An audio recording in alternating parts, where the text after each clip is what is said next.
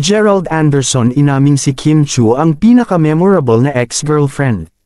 Nang mock-corner ng press people si Gerald Anderson ay tinanong ito kung sino ang pinaka-tumatak na ex-girlfriend niya sa industriya.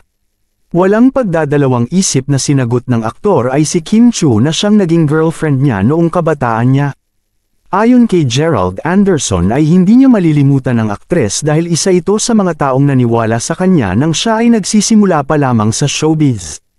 Inalala nga ni Gerald Anderson ang mga napagsamahan nila ni Kim Chiu at sinabing sobrang humahanga siya sa dedikasyon ni Kim sa larangan ng pag-arte.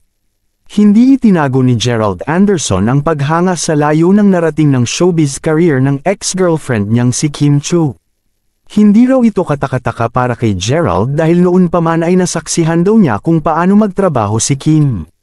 Pahayag ni Gerald Anderson ay sobrang natutuwa ako for her and sa mga taong naniwala sa kanya. Grabe sobrang galing niya sa linlang tsaka never ko yun nakita na Kim noon kaya kakaiba talaga ang kanyang ipinakita. Nakakatuwa kasi narinig ko na parang ibang Kim yung nakikita nila. Pero I'm happy for her because talagang yun yung perfect war. Hard worker talaga yun. And syempre nakaka-inspire yan, di ba? Nabanggit din ni Gerald ang pagiging kawela ni Kim pagdating naman sa pagiging co-host sa kapamilya noontime show na It's Showtime. Paganun-ganun lang siya sa Showtime, di ba? But grabe yun. Fighter yun. Palaban yun. And she works really hard. I hope makatrabaho ko siya ulit one day sa isang material na mature at maganda.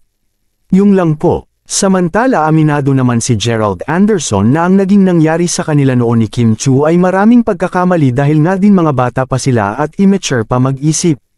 Sa ngayon ay nagkapatawaran na silang dalawa at pareho nang naka-move on. Anong opinyon mo sa balitang ito?